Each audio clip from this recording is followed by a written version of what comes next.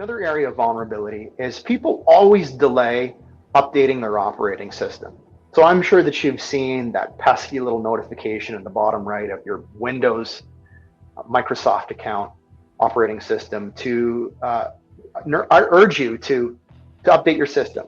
Well, essentially what that is that's a patch is what we refer to. And it's an updated set of code that the provider wants to push out into their operating system. And that code that's being pushed out into the operating system is a result of a vulnerability that they've only identified after one of their customers experienced the breach their system.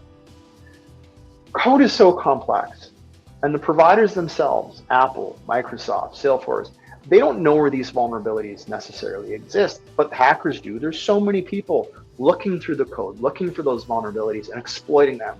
And it's only after the damage has been done that they've recognized the vulnerability in the code and they're pushing that to all of their customers. But cyber criminals are relying on the fact that you will delay in making that update because it's kind of a pain in the butt. I mean, I've heard stories, people wait, sometimes 6 months before they even update their operating system. Well, not only do the legitimate users of that operating system get the updates, but the cyber criminals as well. It's a big flag tipping them off to the fact that this vulnerability exists, and they can go find the vulnerabilities in the operating systems around the world. And so that's how they can also gain access to your business, your infrastructure. And then finally, it's your data. So believe it or not, I talk to some business owners and they tell me, listen, Calvin, I don't have a lot of money in my payroll account. I don't have a lot of money in my bank account. There's really not much the criminals can get after. Well, it's not just money, it's about revenue disruption.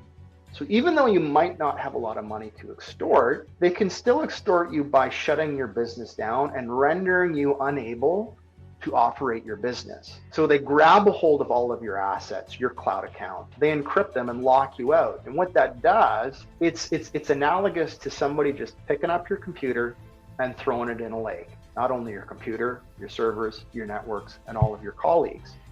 What would you do if all of a sudden you couldn't gain access to your computers? How would you run your business? A lot of people, and even statistics tell us, in the event of a breach, 60% of businesses will go out of business within 6 months. So maybe that cyber criminals never got a lot of money out of you. They were able to do such damage to your business that you could no longer operate. And so it's about revenue disruption as well. And they do that by encrypting your data. And so you always want to make sure that you've got backup and disaster recovery in place. Go through that thought process. If this were occurred to me, how would I continue to operate my business as if nothing happened? You got to think, how would I be, what would happen to me if I couldn't book revenue on the busiest week of the year? That would affect your business. And so with that, I hope I've done a good enough job to show you that you should take it seriously.